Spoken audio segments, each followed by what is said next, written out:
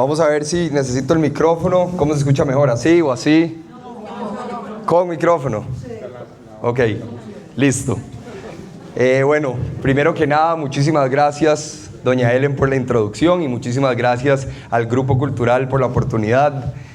Creo que ya es la tercera charla que le doy al Grupo Cultural, 2 fueron remotas, esta es la primera vez presencial.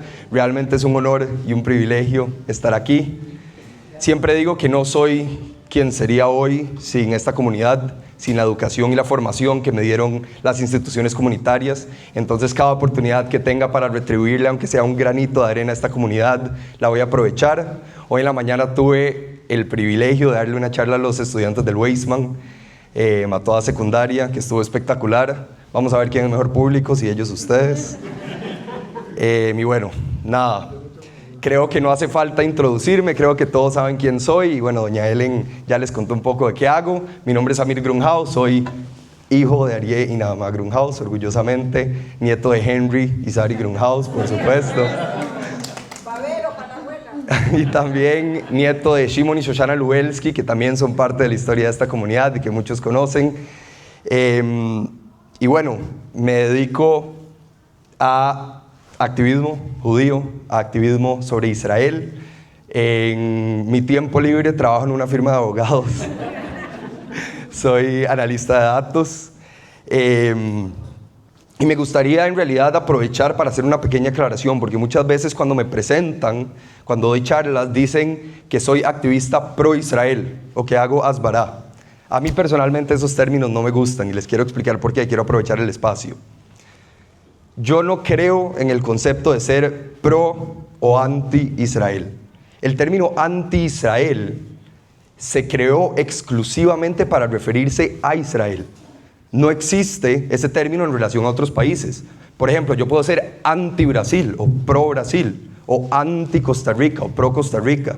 Por supuesto que no.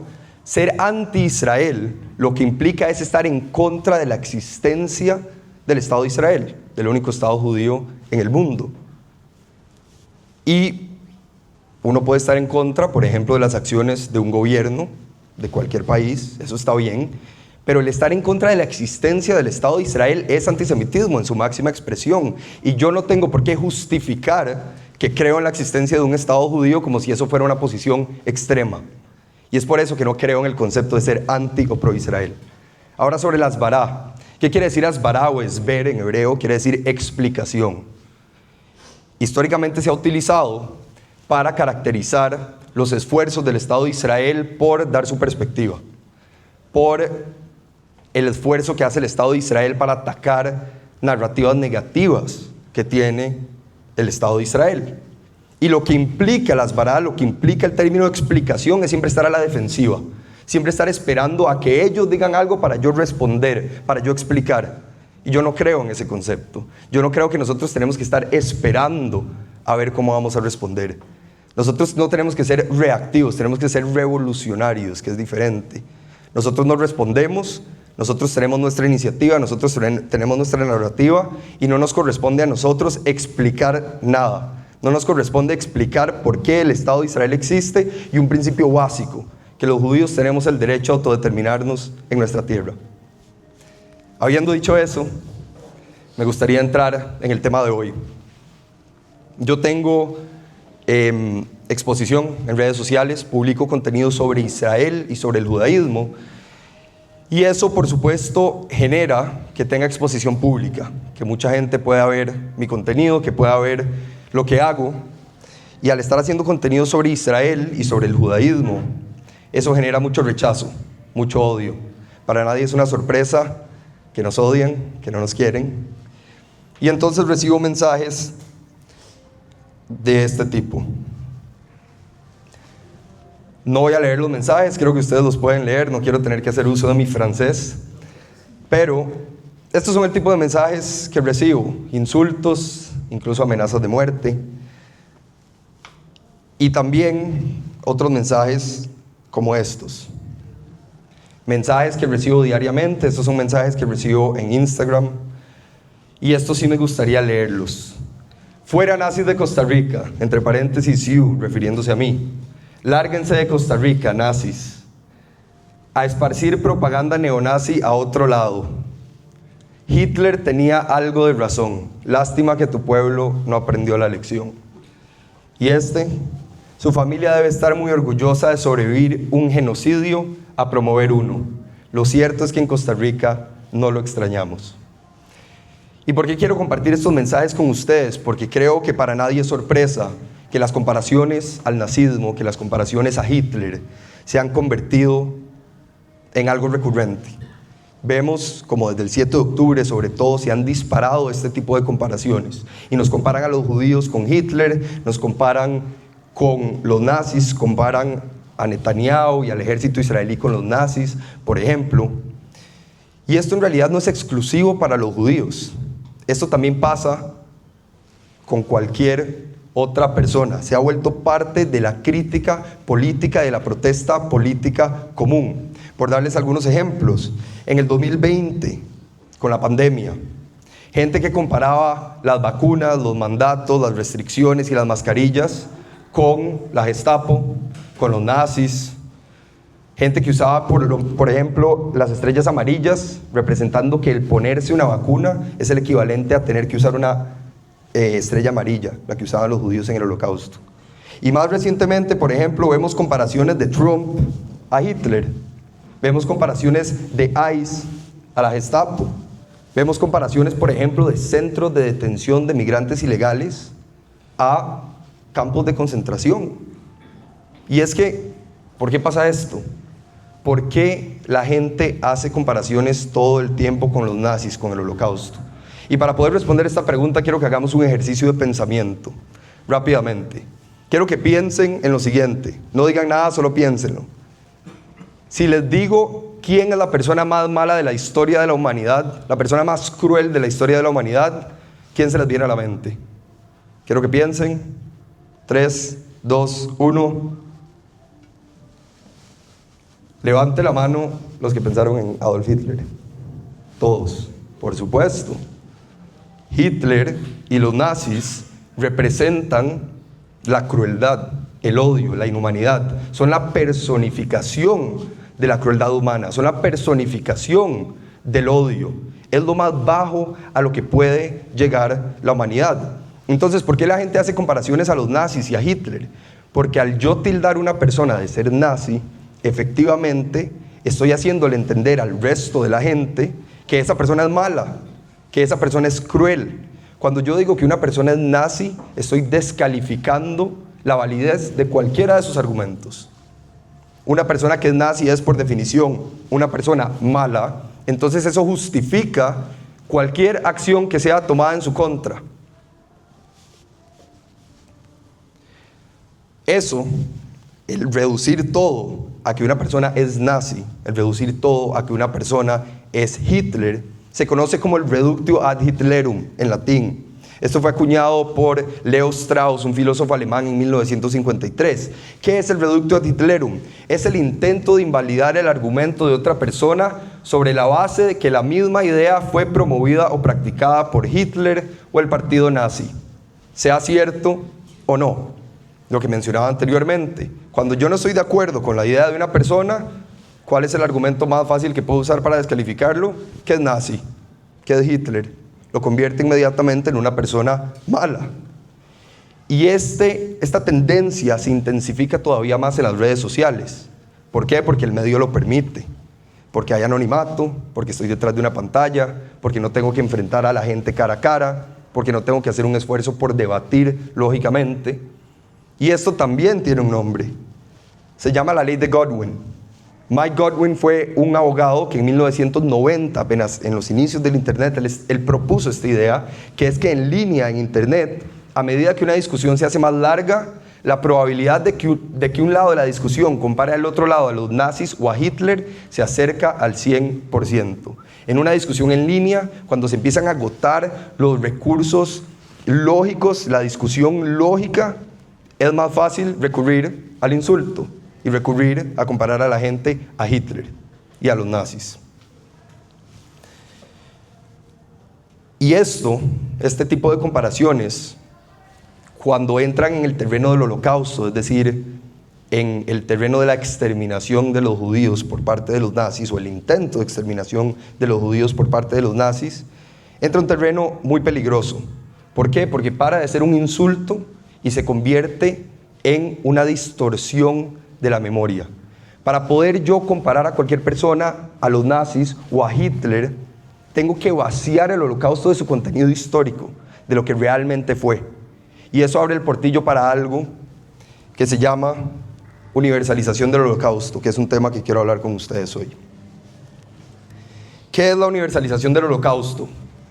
Es la tendencia a tratar el Holocausto como propiedad pública, despojando a los judíos de su experiencia.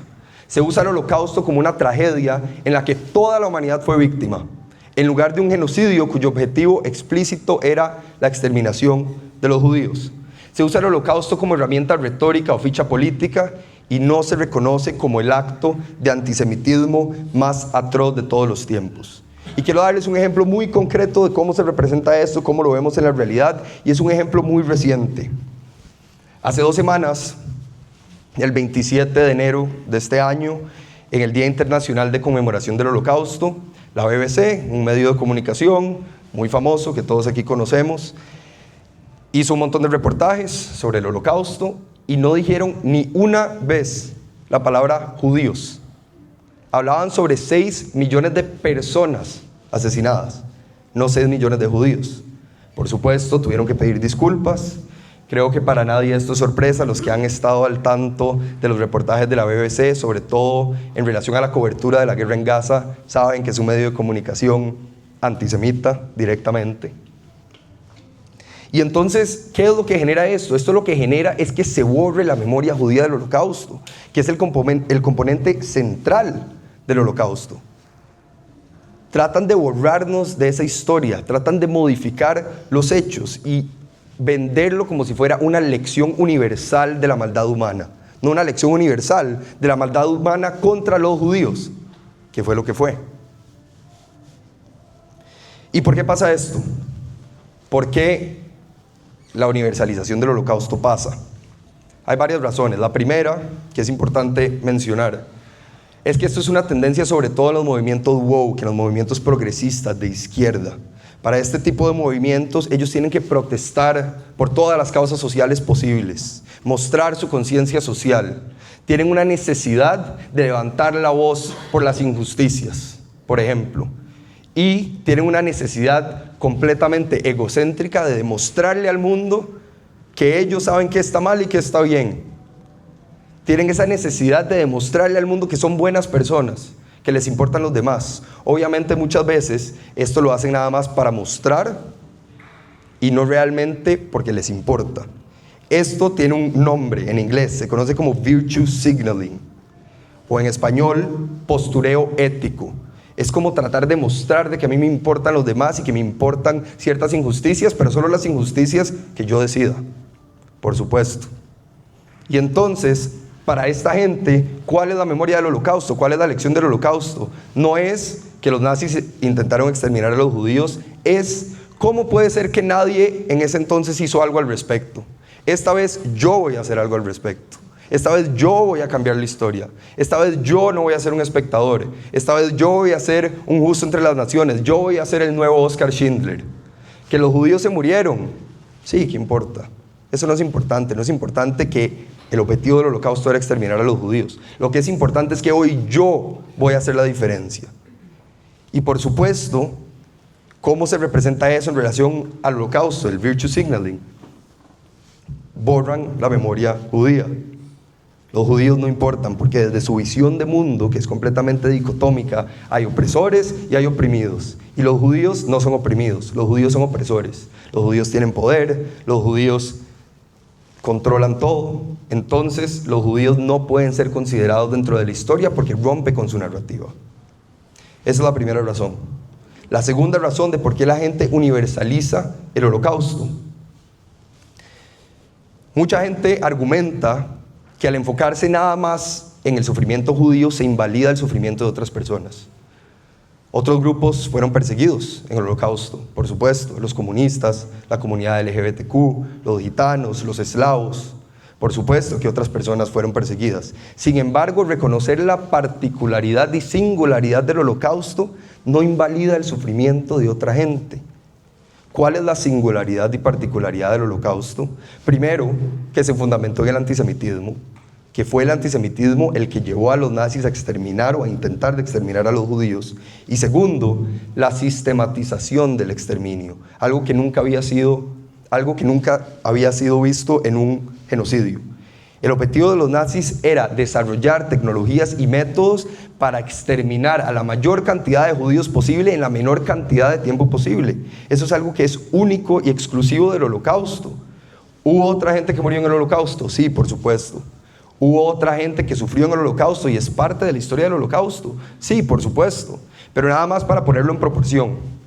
En los campos de concentración nazi murieron aproximadamente 500,000 personas no judías, comparado a 6 millones de judíos. ¿Eso qué deja en evidencia? La magnitud deja en evidencia que el propósito siempre fue la exterminación de los judíos.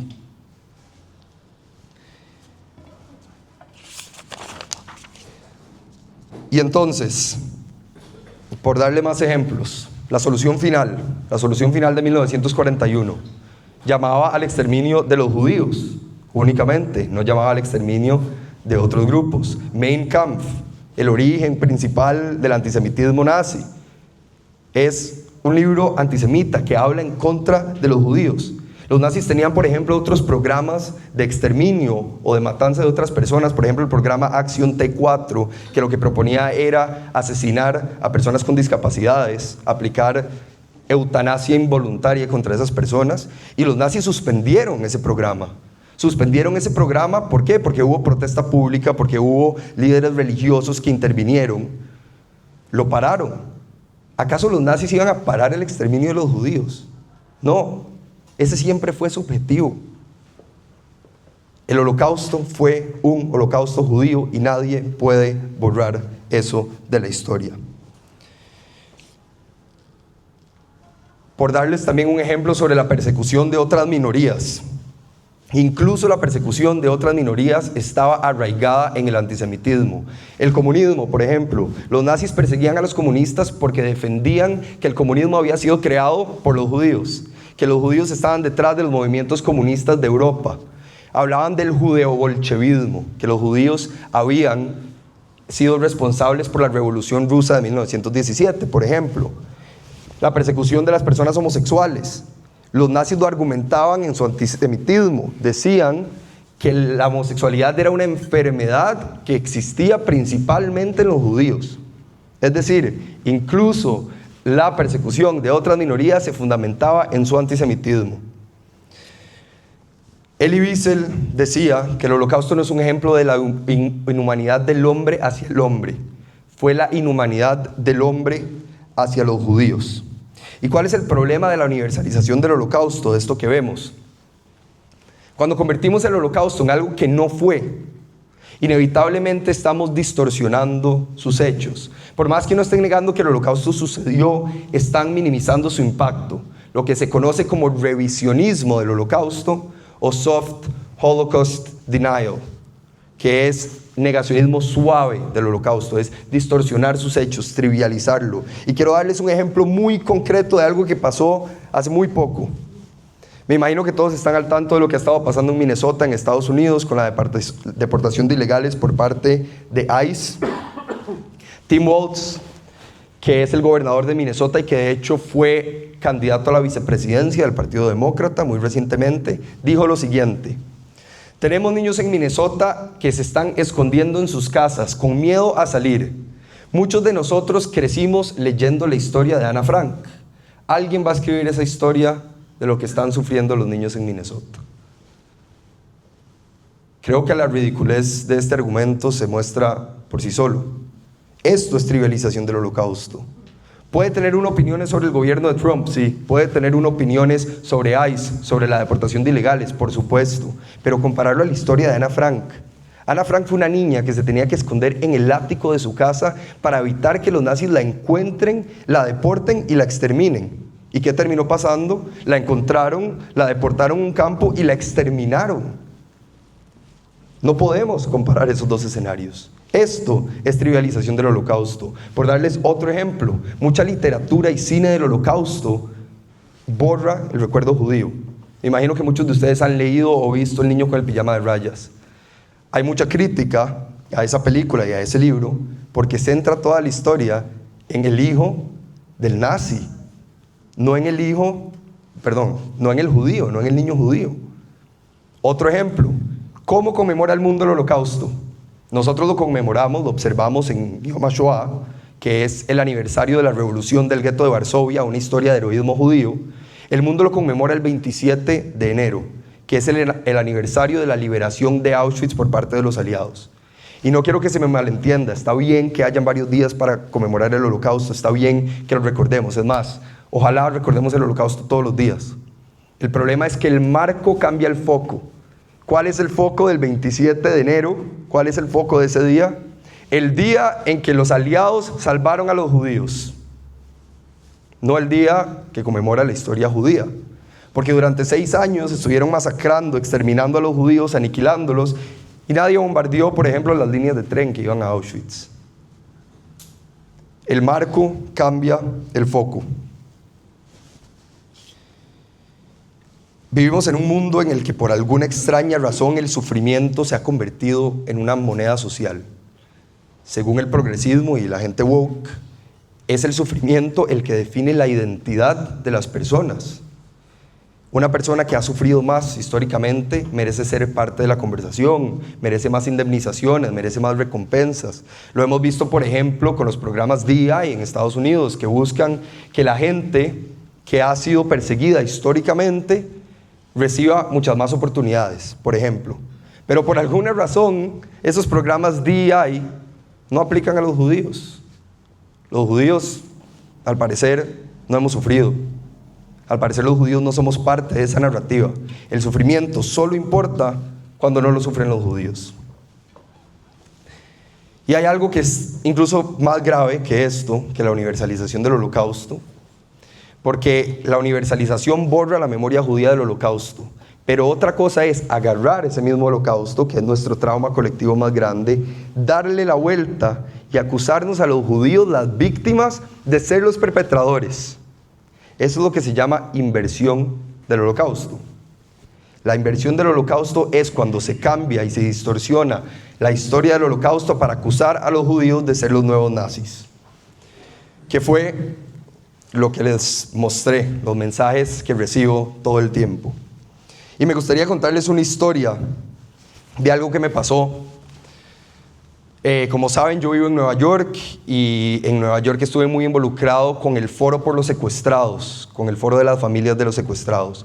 Y un día organizaron una protesta afuera de la ONU. Como todos saben, la ONU es una organización muy pro-Israel. Nos quieren muchísimo, entonces fuimos a agradecerles. Y fuimos a protestar y cuando terminó la protesta nos repartieron pósters de los secuestrados para ir a pegar por toda la ciudad. Y me pasó que agarré un póster, lo pegué en un poste y no pasaron ni 5 segundos y llegó un muchacho joven y lo arrancó. Obviamente me hervía la sangre, obviamente quería gritarle, quería decirle de todo, pero dije, veamos esto como una oportunidad para educar a esta persona. Voy a preguntarle por qué lo quitó para entender su perspectiva y tal vez cambiar su mente, su perspectiva. Entonces le pregunté que por qué quitó el póster y me dice, porque ese póster es propaganda del gobierno israelí. Entonces le digo, ¿pero qué tiene de propaganda estar llamando por la liberación de secuestrados inocentes que poco o nada tienen que ver con el conflicto? ¿Qué tiene que ver con propaganda estar llamando por la liberación de gente que estaba en un concierto, en una fiesta, que fue secuestrada? Le dije que podía llamar por la liberación de los secuestrados y al mismo tiempo defender los derechos de los palestinos. No son mutuamente excluyentes, podía hacer los dos. A lo que me contestó lo siguiente: esa gente no es inocente porque estaban teniendo una fiesta a la par de un campo de concentración. Gaza. Y es que esa es solo una de las muchas comparaciones que vemos. decir que Gaza es un campo de concentración, decir que el 7 de octubre es el equivalente a la revolución del gueto de Varsovia, decir que Bibi es el nuevo Hitler, decir que Israel y el IDF, las Fuerzas de Defensa de Israel, son los nuevos nazis. Y lo que yo me pregunto es lo siguiente: si el sufrimiento de los palestinos es tan terrible como lo pintan, ¿por qué no se puede sostener por sí solo? ¿Cuál es la necesidad de compararlo con el Holocausto específicamente? Habiendo tantas guerras, tantos genocidios, tantas atrocidades, tantas injusticias, ¿por qué específicamente el Holocausto? ¿Acaso nosotros los judíos comparamos el Holocausto con algo más? ¿Acaso lo comparamos, por ejemplo, con la esclavitud de los negros en Estados Unidos? No. El Holocausto fue lo suficientemente cruel, no hay necesidad de compararlo con absolutamente nada. ¿Y por qué escogen el Holocausto específicamente? ¿Por qué no lo comparan con otros genocidios? Porque saben que nos duele. Es antisemitismo en su máxima expresión. Es ponerle sal a la herida. Es agarrar nuestro trauma colectivo más fuerte y restregárnoslos en la cara. Por eso escogen el Holocausto. No es casualidad. En los ojos del antisemita promedio, que no es gente muy brillante, el Holocausto se convierte en una dicotomía irreconciliable, en una contradicción, en una paradoja. Les explico por qué. En los ojos del antisemita, el judío es lo peor. El judío es malo. El judío controla el mundo, controla los bancos, controla el clima incluso, que de hecho me encantaría controlar el clima con el frío que he estado haciendo esta semana. Pero en el ojo de los antisemitas, los judíos son lo peor. Y al comparar a los judíos, que son lo peor, con los nazis, están reconociendo que los nazis también son lo peor, que los nazis también son el villano de la historia. Y entonces, ¿a qué conclusión llegan?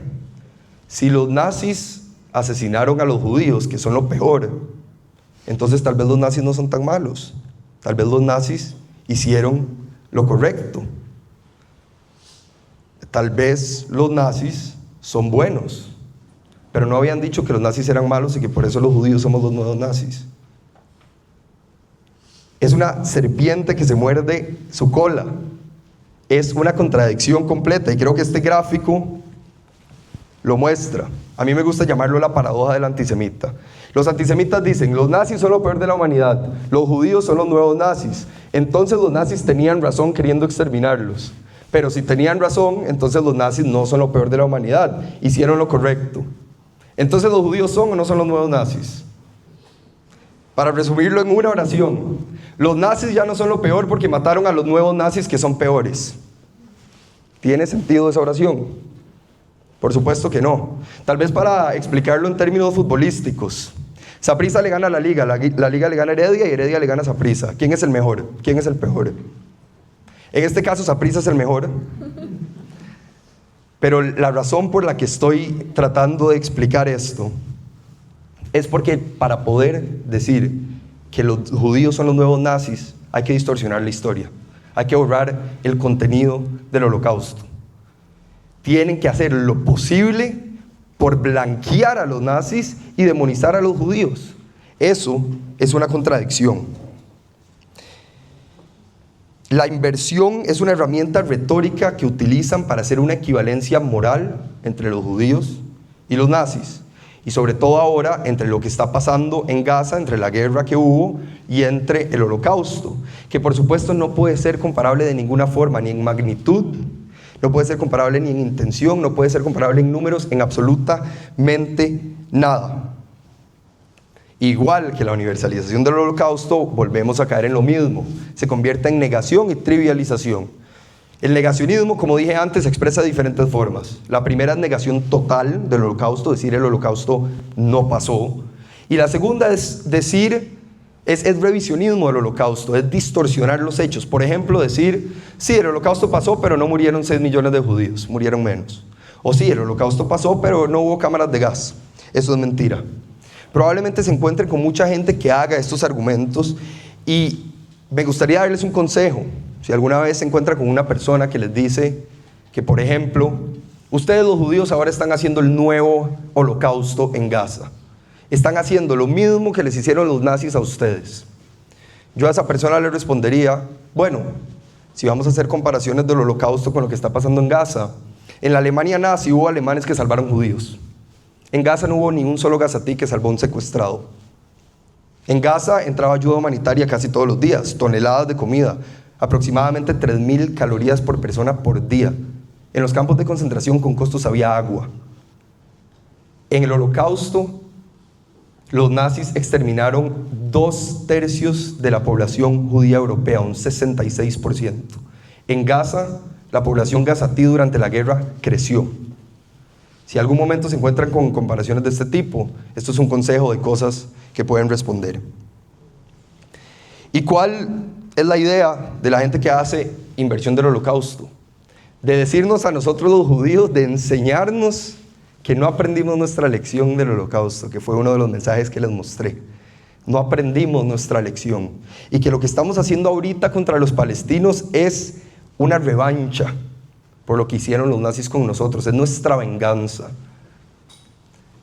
Y hay dos cosas que tienen que quedar muy claras. Primero, las acciones del Estado de Israel y las políticas del Estado de Israel en relación a los palestinos no son en respuesta al Holocausto, son en respuesta a la violencia palestina. Y dos, el Holocausto, lamentablemente para nosotros, no fue una lección. Los nazis no estaban tratando de enseñarnos algo, nos estaban tratando de matar, de asesinar, de exterminar. La universalización y la inversión del Holocausto están contribuyendo sin ninguna duda a la falta de educación que hay sobre el Holocausto, sobre todo en las nuevas generaciones. Para poder usar el Holocausto como un comodín, como una ficha política, como todo esto, eso requiere de muchísima falta de educación. Y esto no es una teoría. Los números lo demuestran y me gustaría compartir con ustedes algunos números realmente alarmantes. Un estudio de 2018 en Estados Unidos mostró que el 66% de los millennials no sabían que era Auschwitz y que un 49% no podía nombrar ni un campo ni un gueto. Un estudio más reciente, de 2020, mostró que el 63% de los jóvenes norteamericanos no sabían que 6 millones de judíos fueron asesinados en el Holocausto. 63%, más de la mitad de la gente. Y la mitad de la gente, un 50%, vieron negación o distorsión del Holocausto en redes.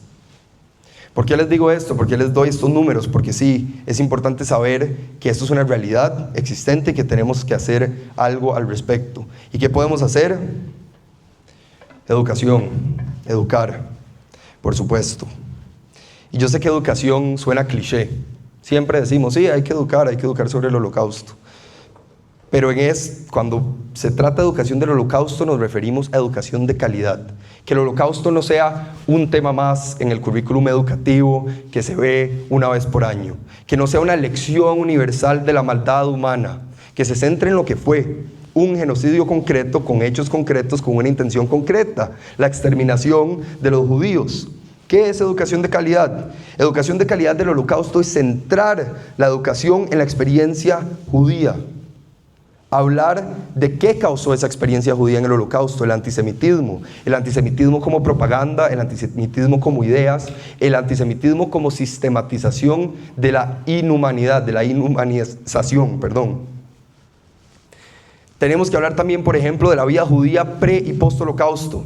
Tenemos que hablar también de heroísmo judío, de resistencia judía, de nombres, de testimonios, de historias. Tenemos que enseñar también que el Holocausto hasta el día de hoy tiene consecuencias demográficas. Antes del Holocausto se aproximaba que en el mundo había alrededor de 16.6 a 17 millones de judíos.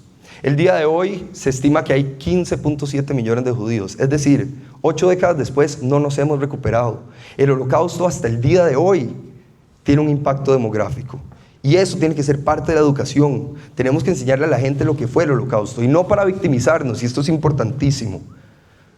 ¿Fuimos las víctimas del Holocausto? Sí, pero la idea no es victimizarnos, hacernos los pobrecitos, mostrarle al mundo que necesitamos sus indemnizaciones y sus recompensas y que nos ayuden, no. Gracias a Dios, los judíos somos un grupo, una minoría muy exitosa que hemos aprendido a salir adelante y tenemos que seguir siéndolo. Sin embargo, hay que educar a la gente que el Holocausto fue una experiencia judía para evitar que lo distorsionen, para evitar que lo usen como un insulto, para evitar que lo usen como comodín o ficha política. Y otra cosa que es muy importante mencionar es que no tenemos tanto tiempo, lamentablemente. Somos la última generación que va a tener la dicha y el privilegio de conocer a sobrevivientes del Holocausto, de sentarnos con ellos, de escuchar sus historias. Y no hay nada que reemplace eso, ni un libro, ni un post en Instagram, ni una película. Tenemos que sentarnos con sobrevivientes del Holocausto, escuchar sus historias, compartirlas, llevarlos a espacios no judíos, a escuelas, a universidades, a iglesias, que sus historias sean el principal testimonio y el principal punto que vamos a utilizar para educar a otra gente. Se estima que quedan 220,000 sobrevivientes del Holocausto en el mundo. Eso no es nada. Y cuando ellos ya no estén, la batalla va a ser todavía más difícil. Y va a depender de todo lo que hagamos nosotros hoy, cuando todavía los tenemos con nosotros.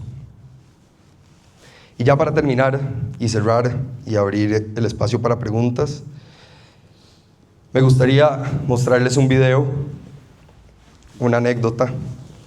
Este es mi amigo, Sammy. Y seguramente se están preguntando por qué tengo un amigo de 85 años. Les cuento, a Sammy lo conocí en un evento para creadores de contenido. Y si les soy completamente sincero, la verdad es que no entendía qué hacía alguien de su edad ahí. Sammy se me acercó y me dio una tarjeta de presentación que decía Sammy Steigman, sobreviviente del Holocausto. Unos días después lo llamé, fui a su casa y empezamos una amistad que me cambió la vida para siempre. Sammy sobrevivió al Holocausto. Fue sometido a experimentos médicos por los nazis. De niño pasó por cosas que nadie debería vivir.